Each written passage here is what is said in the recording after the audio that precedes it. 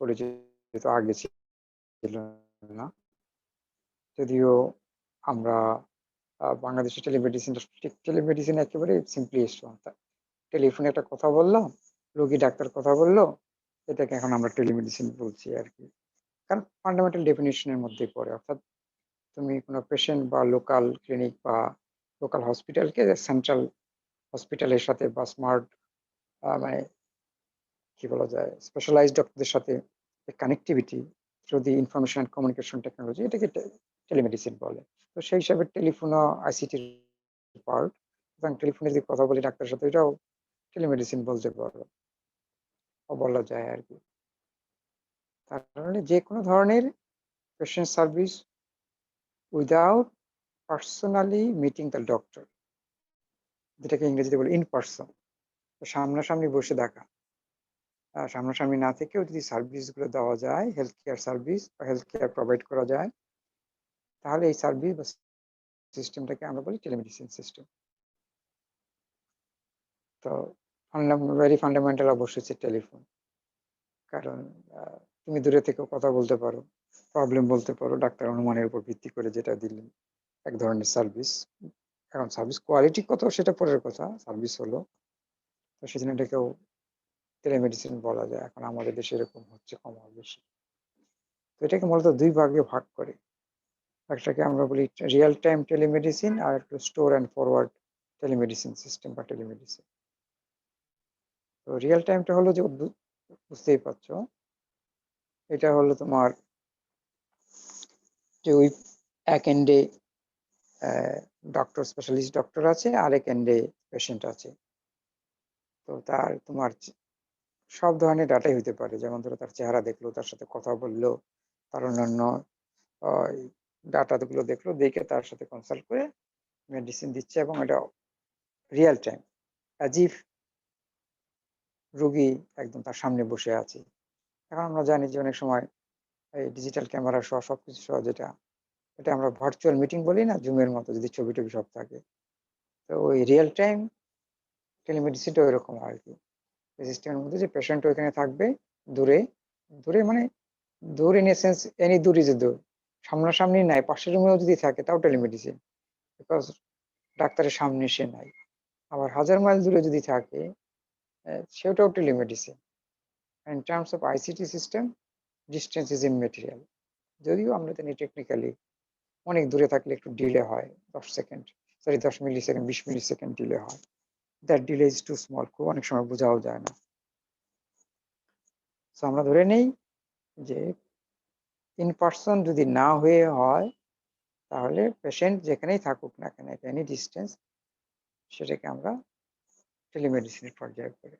আর real টাইমে হলো যে পেশেন্ট এবং ডক্টর দুজন দুজনকে দেখতে পাচ্ছে, ইন্টারেক্টিভ কথা বলছে, ডাটা নিচ্ছে বা ডাটা সাবমিট করছে, এবং ডাক্তার তাকে প্রেসক্রাইব করছে। প্রেসক্রাইব মানে শুধু প্রেসক্রিপশন দেওয়া না, তাকে যা যা অ্যাডভাইস দেওয়া, সামনে বসে থাকলে যেটা হতো আর কি। একজন রোগী, আমাদের দেশে অবশ্য ডাক্তার ভাইরা তো কথাই বলে না, তাকাই বলে যে কি সমস্যা, ওনার ওষুধ, ও আচ্ছা, কি আচ্ছা বললো তুমিও বুঝলে না, হয়তো তুমি একটু দেখতে বলছো আমার গতকাল জ্বর আসছিল, আজকে একটু কম বেশি, খবর নেই, ইতিমধ্যে হয়তো প্যারাসিটামল কয়েকটা লিখে টিকে বলছে, আর এই টেস্ট গুলো করে চলে আসেন, কালকে আসেন, পরশু আসেন, বা এই আর কি। এটা হলো রিয়েল টাইম টেলিমেডিসিন সিস্টেম। আর স্টোর অ্যান্ড ফরওয়ার্ডটা, এটা অনেক সময় বেশি ইউজ হয়, এটা মোর ইউজ। স্টোর আর ফরওয়ার্ডটা কি, যে এটা রিয়েল টাইম না, রোগীর সব ডাটা যেগুলো সম্ভব সেগুলো আগেই ডিস্টেন্স ক্লিনিকে জমা করা আছে, সেখান থেকে সেন্ট্রাল ক্লিনিকে, যেখানে স্পেশালিস্ট ডক্টর আছেন, সেই সব ডাটাগুলো, সেই সব ইমেজগুলো সব দেখবেন, দেখে উনি একটা প্রেসক্রিপশন দিয়ে দেবেন, based on those data of the patient, উনি একটা প্রেসক্রিপশন দিয়ে দিলেন, আবার প্রেসক্রিপশন ওই পাশে চলে গেল। এটা একটা বড় অ্যাডভান্টেজ হলো যে তুমি অনেক বেশি ডাটা পাঠাতে পারো, কারণ এটা যেহেতু রিয়েল টাইম নয়, তাই কোনো ডাটা একটু আগে আসলো পরে আসলো কিছু আসে যায় না, এক। সেকেন্ড হলো যে ডক্টর অ্যান্ড পেশেন্টের অ্যাপয়েন্টমেন্টের প্রয়োজন নাই, রিয়েল টাইমে কিন্তু এটা আছে।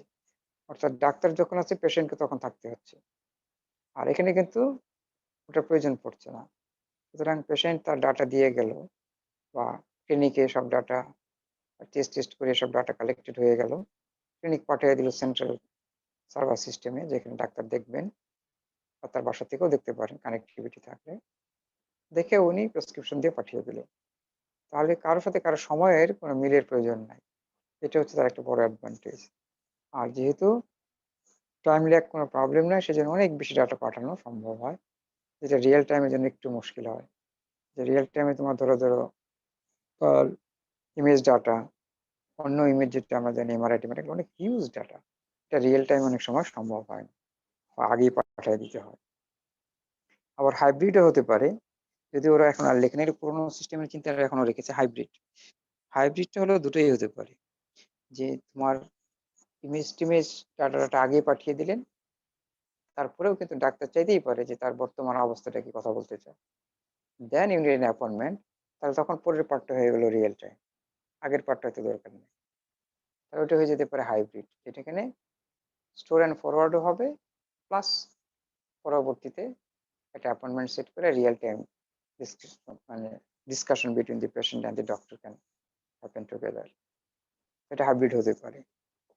এবং আমি মনে করি ফিউচার এরকমই হওয়া উচিত, যে আগে রোগী ডাটা সব পাঠিয়ে দিলেন, পরে আমরা আসবো কি কি ধরনের ডাটা পাঠানো সম্ভব। তো সেগুলো পাঠিয়ে দিল, ডাক্তার দেখে যদি মনে করলো যে ডান, আমার রোগীর সাথে কথা বলার প্রয়োজন নাই, তাহলে উনি প্রেসক্রিপশন দিয়ে দিলেন। আর উনি যদি মনে করেন না, with all this data I want to talk to the doctor, এটা আমাদের দেশে ডাক্তার ভাইদের কথা বলতেছি না, আমাদের ডাক্তারের অ্যাপয়েন্টমেন্ট চাইলেও পাওয়া যাবে না অন্য দেশে আর কি। they want to talk to the patient at least। তো সেই সব ডাটা দেখে তার তো একটা আইডিয়া হলো যে এই প্রবলেম হয়েছে এই পেশেন্টটার, হয়তো আরো কিছু কোয়েরি তোমার থাকতে পারে। সেই কোয়েরি গুলো তখন রোগীর সাথে অ্যাপয়েন্টমেন্ট সেট করে কথা বলে নিল, তার চেহারাটাও দেখে নিল। অনেক সময় physical appearance is also important, specially ধরো ডিজিজ লাইক কোভিড এবং অন্যগুলো, যেগুলোতে ডাক্তার তার এক্সপিরিয়েন্স থেকে জানে তার চেহারার মধ্যে, কথা বলার মধ্যে, হ্যাঁ, কি অবস্থার মধ্যে আছে মোটামুটি বুঝে ফেলে যে তার কন্ডিশনটা ইমপ্রুভ করেছে বা করে না, বা কতটা খারাপ। এটা এক্সপিরিয়েন্স ডাক্তার সহজেই বুঝতে পারে। তো এটা অনেক যেতে পারে। তো হাইব্রিড একটা সিস্টেম বলতে পারো। তাহলে আমরা ৩ রকম চিন্তা করতে পারি, যে real time, store and forward, hybrid which has both components। Real time, sorry, প্রথমে হাইব্রিড হবে, সরি, প্রথমে স্টোর অ্যান্ড ফরওয়ার্ড হবে। On the basis of those data, doctors make a decision to discuss with the patient in real time। তাহলে এটা hybrid হতে পারে, যে দুটোই থাকবে। তারপরে আমরা মেডিকেল ডাটা, কি কি ডাটা হতে পারে। আহ, ধরো আমরা ওখানে লিখেছি, এটা বেশিরভাগই ওভাবে লেখে আর কি, এক্স রে হতে পারে, এক্স রে যে ফান্ডামেন্টাল ওয়ান, সিটি স্ক্যান হতে পারে, এমআরআই স্ক্যান হতে পারে, নিউক্লিয়ার মেডিসিন স্ক্যান হতে পারে, আল্ট্রাসাউন্ড। আমি আর অত লিখি নাই, তোমরা লিখতে পারো অবশ্যই। এক্স রে, আল্ট্রাসাউন্ড আগে নিও, কারণ এটা বেশি কমন আর কি।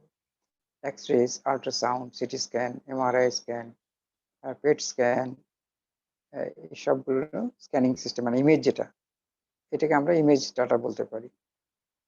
ওকে। তারপরে প্যাথোলজিক্যাল ডাটা, এখানে লিখে দিও, যেমন তোমার ধরো ব্লাড কাউন্ট, ঠিক আছে না, তারপরে তোমার লিভারের স্ট্যাটাস, অনেকগুলো, ওই যে ব্লাড নিয়ে যে সবগুলো কালেক্ট করে ডাটা আর কি, অনেক ডাটা আসতে পারে। এটাকে আমরা ইন জেনারেল বলি প্যাথোলজি ডাটা আর কি, প্যাথোলজিক্যাল টেস্ট থেকে এটা আসতে পারে। তারপরে এখানে আমাদের একটা আছে বায়োসিগন্যাল বলে, তো বুঝতেই পারো বায়োসিগন্যালটা প্যাথোলজি ডাটার মধ্যে তো আর ইসিজি আসে না, ইসিজি ডাটা, ইইজি ডাটা, বা ধরো আমরা blood saturation level continuous monitoring যখন আমরা দেখতে চাই, blood saturation level, oxygen saturation level in the blood, ঠিক আছে, এগুলোকে আমরা বায়োসিগন্যাল বলি, এগুলো হয়। আর ডার্মাটোলজিতে যেমন হয় তোমার ডার্মাটোলজিক্যাল ডাটা, অর্থাৎ তার স্কিনের বিভিন্ন জিনিসের, ওইটা কিন্তু এক্সরেও না, সিটিও না, এই জন্য একটু আলাদাভাবে আমরা বলছি ডার্মাটোলজিক্যাল ইমেজ বা ডাটা। ওটা ধরো যে একটা ক্যামেরা দিয়ে জাস্ট তোমার যেখানে স্কিনের প্রবলেম আছে, সেই প্রবলেম সেটা ছবি তুলে পাঠিয়ে দিল। তো সেটা আসলে এক্সরের মধ্যে পড়ে না, সিটি না, এমআরআইও না, হচ্ছে ডিজিটাল ক্যামেরা ডাটা। ওকে। প্লাস আরেকটা জিনিস আমরা যেটা বলি না, যে কমন যেটা থাকে, এটা হলো পার্সনের মেডিকেল হিস্টোরি। এটা লিখে নিও। এটা আমাদের দেশে খুব একটা হয় না। ইট ইস এ মাস্ট। যেহেতু মাস্ট এজন্য অনেক সময় এগুলো বলে না আরকি। যে পেশেন্টের আইডেন্টিটি অ্যান্ড মেডিকেল হিস্টরি থাকতে হবে। সো দ্যাট ডাক্তার ওটা দেখে বুঝে যে তার কি প্রবলেম ছিল আগে বা নাই। হ্যাঁ, ওকে? তাহলে ১ম এ আমরা বলতে পারি a medical history of the patient. তারপরে তুমি বলতে পারো, আমাকে যদি বলো আমি এভাবে চিন্তা করি। ১ম এই থাকবে patient data, oblique medical history of the patient. Second হবে প্যাথোলজি ডাটা। এটা জেনারেল কেস, থাকতেই হয়। তারপরে হলো তোমার imaging, medical imaging data like x-rays, ultrasound, CT scan, MRI, nuclear medicine, PET scan etcetera. তারপরে বায়োসিগন্যাল গুলো আসতে পারে। ইসিজি, ইইজি, ইএমজি, ঠিক আছে? ইওজি যেটা আমরা পড়িয়েছিলাম, সবগুলো এখানে দিতে পারো। আর স্পেশালি ডার্মাটোলজিও একটা আছে, টেলিডার্মাটোলজি আলাদাভাবেই বলে। কারণ এটা রিলেটিভলি ইজি তো, যে কিন্তু টেলিমেডিসিনের আন্ডারে।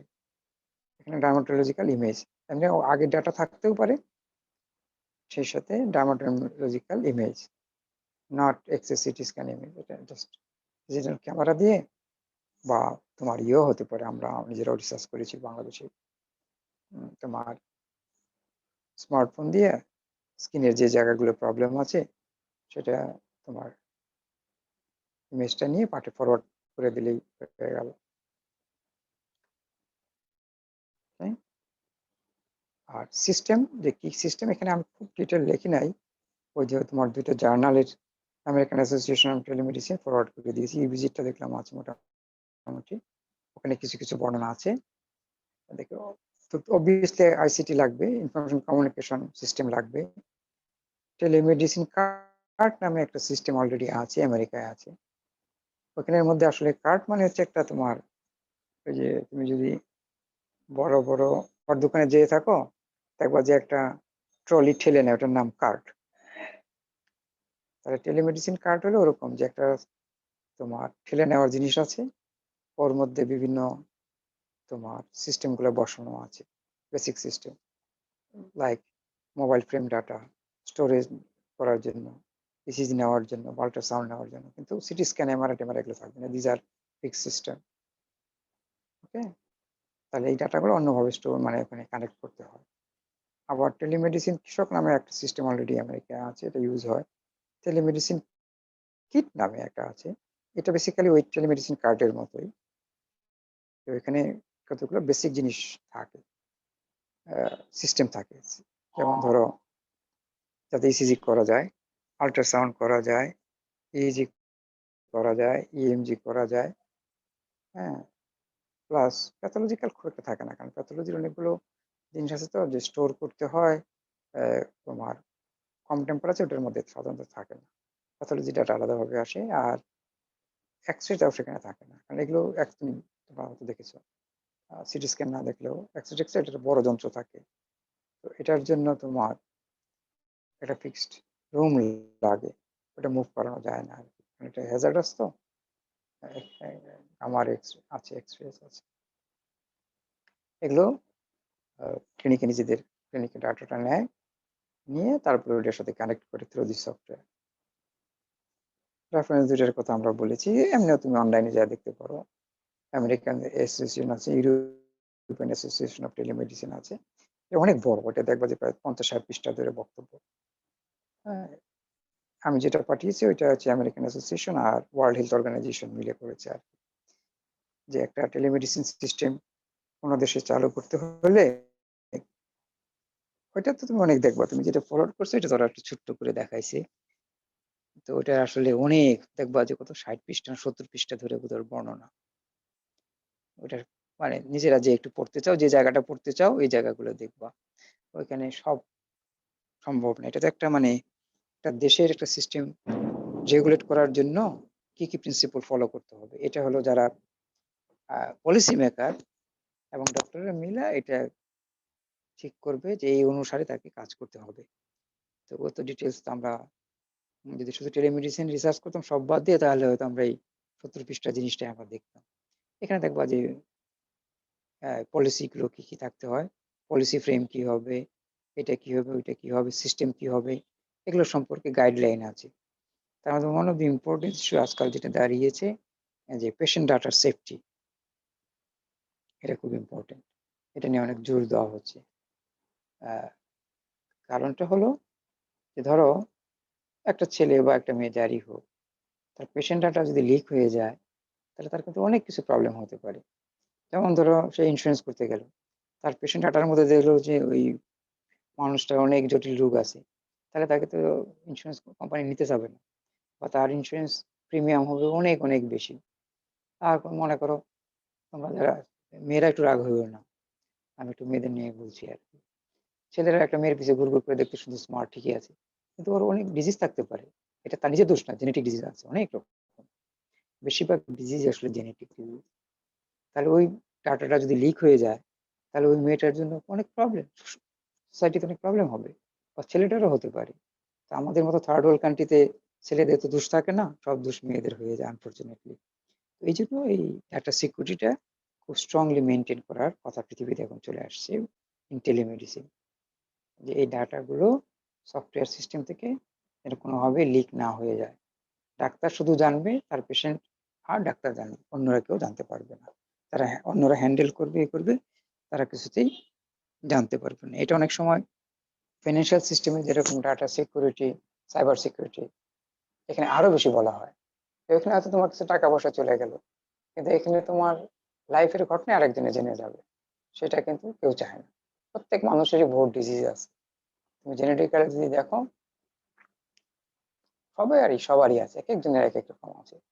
কারো ডিটেলস যদি আমরা দেখি তাহলে দেখা যাবে যে ওর হার্টের সমস্যা আছে, বা 10 বছর 20 বছর পরে এই প্রবলেমটা ক্রিয়েট হওয়ার সম্ভাবনা ইজ ভেরি হাই। ঠিক আছে, তাহলে চাকরির ক্ষেত্রেও মুশকিল হবে। চাকরিওয়ালা যদি দেখে যে ও হো, এটা দেখা যাচ্ছে লিক হয়ে গেছে ডাটা, 10 বছর পরে তার সমস্যা হবে হার্টে, তাহলে তো তারে চাকরি দেবো না। ওকে, সে যত ভালো ক্যান্ডিডেট। এই জন্য পেশেন্ট ডাটা সাইবার সিকিউরিটি খুবই ইম্পর্টেন্ট ইস্যু। সব গাইডলাইন গুলো এখানে বর্ণনা করা আছে, গাইডলাইন দেওয়া আছে। তো তোমরা যেটা করবে, এখান থেকে জাস্ট দুইটা একটা করে লাইন নিয়ে তৈরি করবা যে what are the rules and regulations for telemedicine system to be implemented. বেশি নিবে না, ধরো দুইটা একটা করে লাইন, কয়েকটা পয়েন্ট থেকে নিবা আর কি, মানে হেডলাইন থেকে নিয়ে এই ধরো 20-25 লাইনের তৈরি করবা, যাতে পরীক্ষায় যদি আসে তাহলে যেন অন্তত লেখা যায়। বুঝতে পারছো, পরীক্ষাতেও তো আমি 70 পৃষ্ঠা লিখতে পারবো না, বা কেউই লিখতে পারবে না।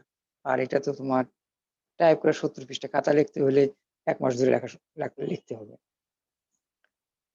ওকে, তাহলে রেগুলেটরি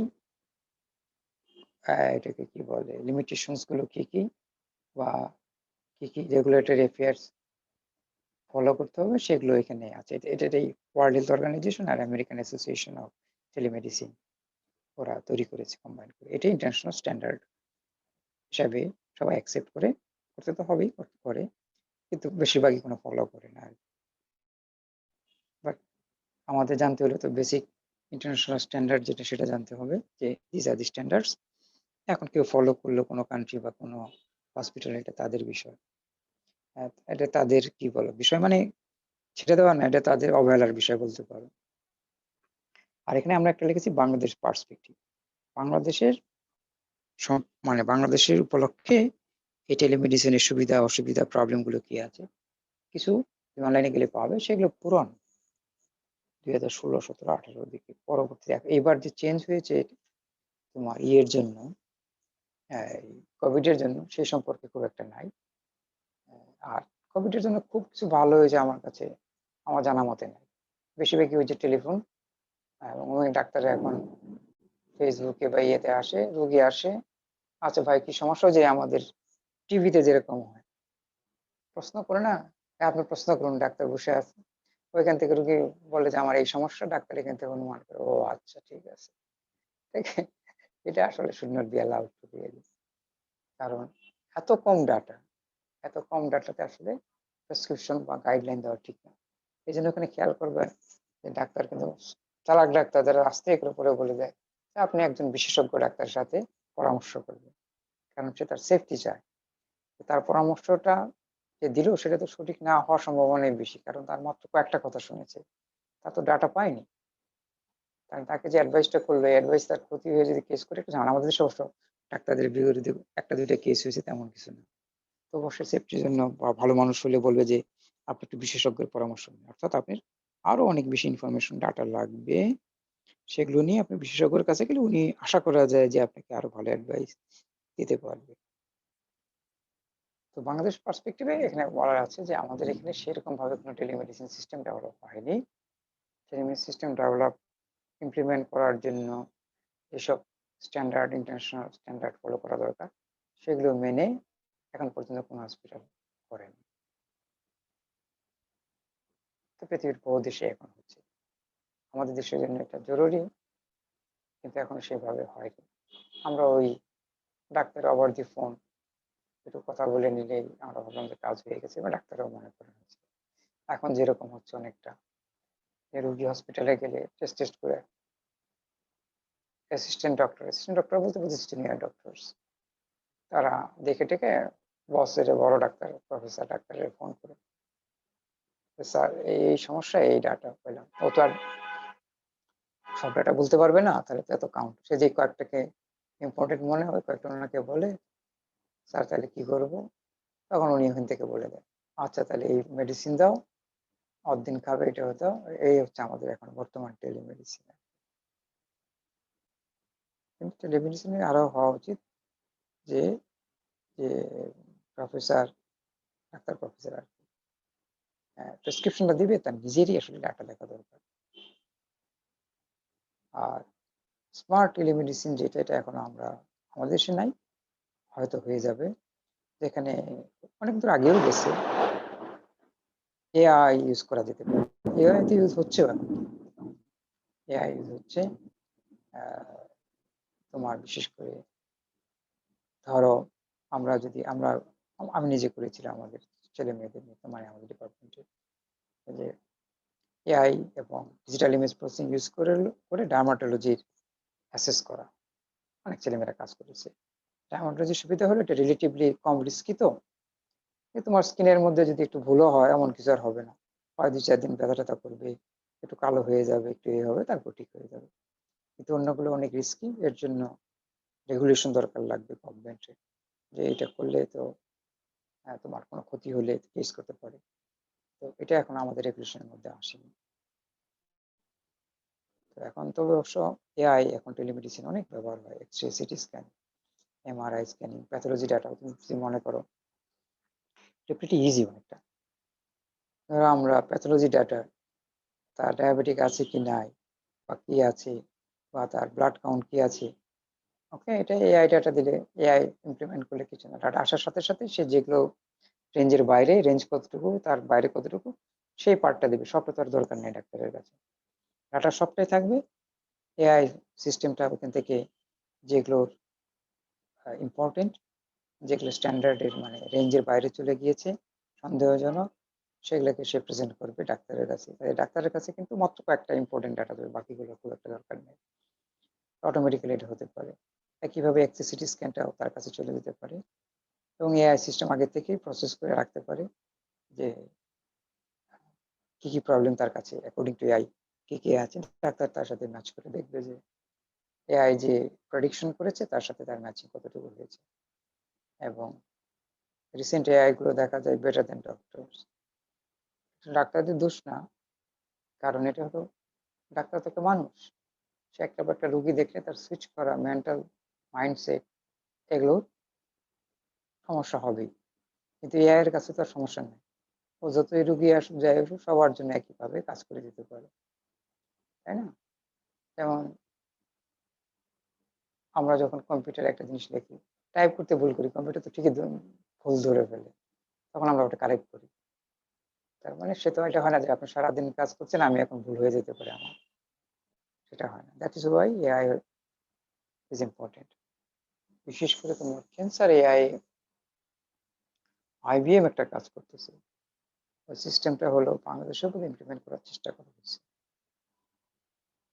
ওটা হলো রোগীর যেই তোমার ডাটাটা আসা মাত্রই এই রোগীর ডাটার সাথে পৃথিবীর অন্যান্য দেশে যেগুলো অলরেডি পাবলিশড হয়ে আছে, অ্যাক্সেস আছে, সেই ডাটার সাথে সে কম্পেয়ার করে দেখে যে এইরকম অবস্থায় কোন রোগীটার কোন মেডিসিনের সবচেয়ে ভালো কাজ করেছে এবং সেই প্রেসক্রিপশনটা ডাক্তারের সামনে তুলে ধরে।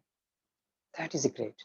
কারণ ডাক্তার তো তার পুরোনো নলেজটা জানে, কিন্তু এভরি ফিউ মান্থসে যে চেঞ্জ হচ্ছে সে সম্পর্কে তার পক্ষে আসলে অত জানা সম্ভব। আমাদের দেশে তো নয়, অন্য দেশেও মুশকিল হয়। সে সবসময় রেগুলার সব জার্নাল দেখতে পাবে, এটা তার সময় নাও হতে পারে। প্লাস আমেরিকান এক ডাক্তার দেখে কোনটাতে ভালো মেডিসিন, যেমন ধরো আমাদের ট্রাম্পের কথায়, ওই যে মনোক্লোনাল অ্যান্টিবডি যে দিয়েছে, এটা কাজ করেছে। এই যে তারে কি আমরা কম্পেয়ার করতে পারি যে ট্রাম্পের যে ডাটাটা পাওয়া গেছে কোভিডে, এই ধরনের পেশেন্টের ক্ষেত্রে কোনো পেশেন্টের যদি এই ধরনের ডাটা পাওয়া যায়, তাহলে এই ট্রিটমেন্টটাই যদি দেওয়া হয় তাহলে কুইকলি ভালো হয়ে যাবে, কারণ ওটা ম্যাচ করেছে। কিন্তু অন্যের ক্ষেত্রে না হতে পারে। তো এটা ডাক্তারের পক্ষে সব মনে রাখা impossible, because he is a human or she is a human. কিন্তু অবশ্যই এআই পুরোটাই রাখতে পারে, এবং এটা কিন্তু সেন্ট্রাল এআই না। ওই সিস্টেমটা হলো ডাটা এআইটা পৃথিবীর যেসব জায়গায় ডাটা অলরেডি অ্যাভেলেবল হয়ে আছে, যেসব ডাক্তার বা যেসব ক্লিনিক এটা ফ্রি অ্যাক্সেস দিয়ে রাখছে, সেসব জায়গায় ডাটা কালেক্ট করে অটোমেটিক্যালি করে সে অ্যানালাইসিস করে এবং কয়েক মিনিটের মধ্যেই সে প্রেডিকশন দিয়ে দেয়, এবং কোনটার সাথে বেস্ট বেস্ট ম্যাচিং হয় সেটাও দিয়ে দেয়। তো এটা একটা বিরাট ইন্টারেস্টিং জিনিস। এটা শুধু ওরা ক্যান্সারের ক্ষেত্রে করেছে, অন্য ক্ষেত্রে এখনো করে নাই। তো খুব ভালো রেসপন্স পাচ্ছে না ডাক্তারদের কাছ থেকে, সেই জন্য বোধহয় অন্যদিকে যায় না, এখানে মধ্যে হিউজ খরচ হয়েছে। কত কত সফটওয়্যার এক্সপার্ট ইঞ্জিনিয়ার ডাক্তার মিলে খেয়াল করেছে। বেশিরভাগ ডাক্তারই থার্ড ওয়ার্ল্ড কান্ট্রি, এরা ভয় পায়।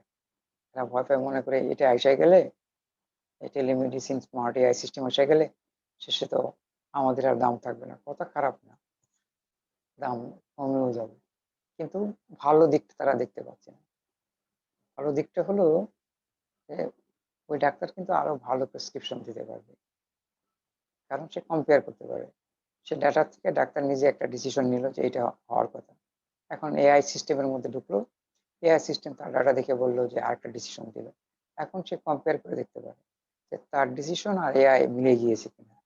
যদি মিলে যায় থাকে তাহলে বুঝলো যে তার ডিসিশন কারেক্ট এবং এভরিথিং ইজ ফ্যান্টাস্টিক, তখন সে নিতে পারে। কিন্তু যখন তার সাথে এআই ডিসিশনের একটু পার্থক্য তৈরি হলো, তখন সে আবার মনোযোগ দিয়ে ডাটাটা ফেরত দেখতে পারে কেন পার্থক্য হলো। তখন সে যদি মনে করে যে না তার ডিসিশন ঠিক আছে দিতে পারে, আর সে যদি বলে না না, আমি আসলে মিস করে গেছি, তখন সে আরো বেটার প্রেসক্রিপশন দিতে পারে। These are the futures in telemedicine and artificial intelligence. In fact, it's a future for healthcare. ওকে, তাহলে আমরা মোটামুটি আইডিয়া বুঝলাম, ফিউচারও বুঝলাম। খুব ইম্পর্টেন্ট ইন্টারেস্টিং কাজ এখানে আছে, সারা পৃথিবী কাজ করছে, বিশেষ করে MIT and IBM, artificial intelligence and telemedicine. স্ট্যানফোর্ডও কাজ করছে অনেক, এরা এক নম্বরে আছে। আর তো এই পর্যন্ত শেষ তোমাদের সাথে, তাহলে ক্লাসের বিষয়টা আমাদের আজকের মধ্যে দিয়ে শেষ হয়ে গেল। তোমাদের প্রশ্ন থাকলে বলতে পারো। তোমাদের নেক্সট সেমিস্টার শুরু হবে তো 18 তারিখ, রাইট? জি স্যার। কি ক্লাস আছে নেক্সট সেমিস্টারে, তোমাদের কি কি কোর্স আছে? স্যার নেক্সট সেমিস্টারে হলো ফাজি লজিকের একটা কোর্স আছে, তারপর হলো স্যার ওইটা বোধহয় অ্যাডভান্স স্যার নিবে না? শফিল স্যার। হ্যাঁ, ফাজি লজিক শুধু দিছে নাকি আর্টিফিশিয়াল ইন্টেলিজেন্স আর ফাজি লজিক আর্টিফিশিয়াল ইন্টেলিজেন্স আছে না এখানে? স্যার আমি চেক করে বলতেছি স্যার। আছে আছে আর না ঠিক আছে, লাগবে না লাগবে না, আছে, আমি জানি থাকার কথা, হয়তো পড়াবে। ওটা ভালো করে মনোযোগ দেওয়া, কিছু ফান্ডামেন্টাল জিনিস পড়াবে, ওটা কাজে লাগবে। যদিও যেটা পড়াবে বেশিরভাগই বোধহয় বেসড, সফটওয়্যারটা পড়াবে না। ওটা হবে তোমার কি বলে, সফটওয়্যার নামই তো ভুলে একদম মাথায় আসছে না, এখন বেশিরভাগ ইউজ করে পাইথন বেসড। আচ্ছা, আর কি আছে? আর স্যার হলো ওই অ্যাডভান্সড ডিজিটাল ইমেজ প্রসেসিং, তারপর স্যার আর এখানে আরেকটা কোর্স, মানে স্যার আমাদের এখন রুটিন দেয়নি স্যার, গত বছর উপর বেস করে বলতেছি। গত আরেকটা বছর বেস করে একই রকম হবে আর রুটিন জি স্যার, পাওয়ার সিস্টেম স্টেবিলিটির একটা কোর্স আছে। তো তার এই যে এই কমিউনিকেশন গ্রুপ পাওয়ার সিস্টেম দিয়ে কি করবে? এই তো মুশকিল আমাদের ডিপার্টমেন্ট। আর ওই যে ওইটা হলো কমন কোর্স হিসেবে রাখছে, সবারই ওইটা আর কি পড়া লাগে। ঠিক আছে। আর স্যার ইলেকট্রনিক্সে হলো ম্যাটেরিয়াল ক্যারেক্টারাইজেশন নামে মনে হয় একটা কোর্স আছে, আর একটা কোর্স হলো হ্যাঁ, ওইটা দরকার ওদের। অপটিক্যাল টেকনোলজি, এরকম কোন একটা কোর্স আছে।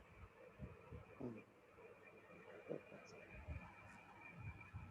তো এখন তো তোমাদের পরীক্ষা সম্পর্কে তো কিছু ডিসিশন হয়নি। আমার ধারণা যে সহজে নেওয়া যাবে বলে মনে হচ্ছে না, কারণ ইন্টারমিডিয়েট পরীক্ষা তো সরকার নিচ্ছে না। সুতরাং এগুলো বরং ইন্টারমিডিয়েটের তুলনামূলক ভাবে সহজ ছিল। এইভাবে যে তোমার যার যার স্কুলে পরীক্ষা হতো, যে কিন্তু সেখানে একটু ওই প্রশ্ন পাঠানো খাতে ইয়ে করা খুব মুশকিল হবে তো মনে করে বাদ দিয়েছে। খারাপ করে নাই, ঠিকই আছে। কারণ এটা তুমি কমন সেন্স অ্যাপ্লাই করতে পারো, যে ছেলেটা ক্লাস 8-এ ভালো করবে, মেট্রিকে ভালো করছে, ভালো করার কথা। এক্সেপশন তো সবসময় এক্সেপশন, কিছু করার নেই।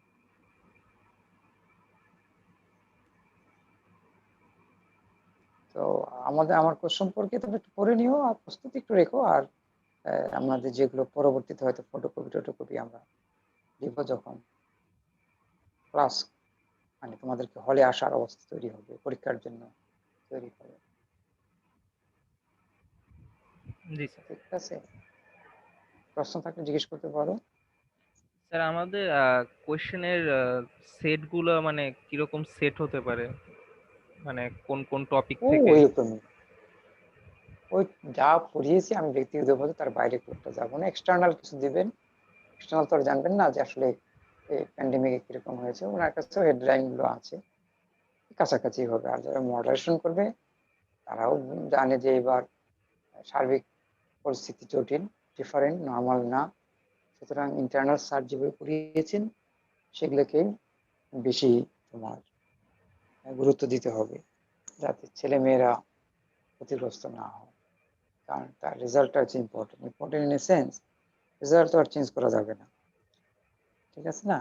তার জ্ঞান বাড়ানো যাবে। হয়তো এখন সে একটু কম পড়েছে, জ্ঞান কম হয়েছে, তো সে চাইলেই যখন চাকরি হবে বা পিএইচডি করতে যাবে, রিসার্চ করতে যাবে, সুযোগ পেলে সে 1 মাসের মধ্যে সব পড়ে শেষ করে ফেলতে পারবে। কিন্তু তার রেজাল্টটা যদি খারাপ হয়ে যায়, তাহলে ওটা তার পরিবর্তন করতে পারবে না। আর ব্রেকেটে তো এই কথা লেখাও থাকবে না, রেজাল্ট খারাপ বিকজ অফ কোভিড-19, তাই না? ওইটা আর কেউ তখন নেবে না।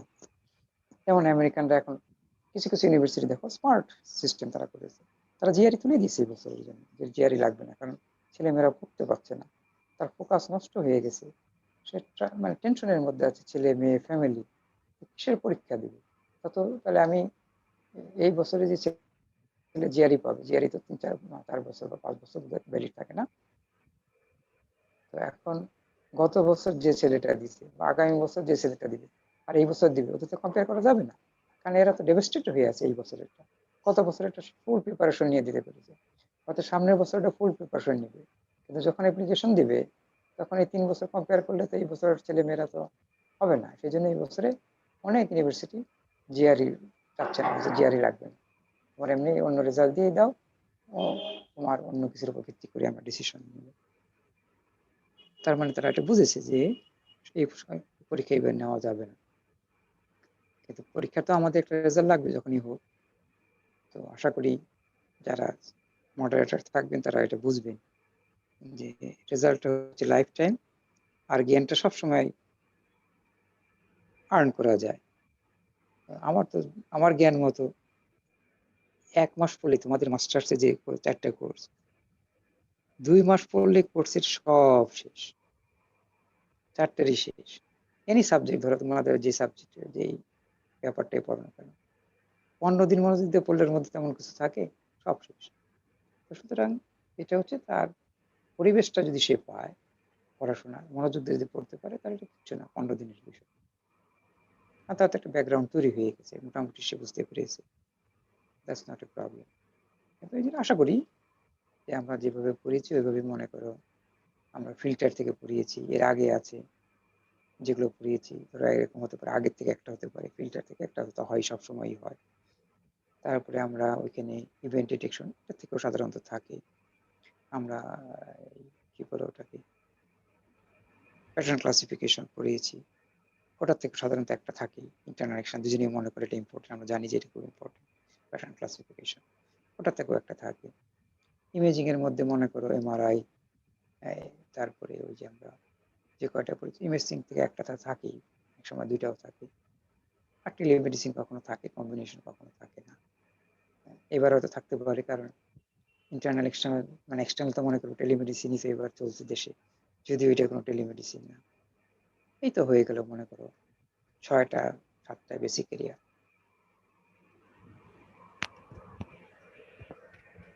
জি স্যার। আমাদের কয়টাও থাকে, 6টা 4টা স্যার দিতে আমাদের হয় না 6টা থাকে। এরকম? জি স্যার। 6টা 4টা দিতে হয়। জি এই স্যার। তো তুমি ধরো, এই তো আমরা 7টা এরিয়া বলি। প্রথম দিকের একটা, তোমার ফিল্টার থেকে একটা, তারপরে ওই যে ইসিজি ইজি ইভেন্ট ডিটেকশন একটা, তারপরে প্যাটার্ন ক্লাসিফিকেশন একটা, ইমেজিং থেকে একটা বা দুইটা, অথবা টেলিমেডিসিনের সাথে কম্বিনেশন করেও দিতে পারে। ইমেজিং থেকে একটা দিল কমপ্লিট, একটা ইমেজিং আর টেলিমেডিসিন মিক্স করে দিল 6টা। এই আর কি। জি স্যার।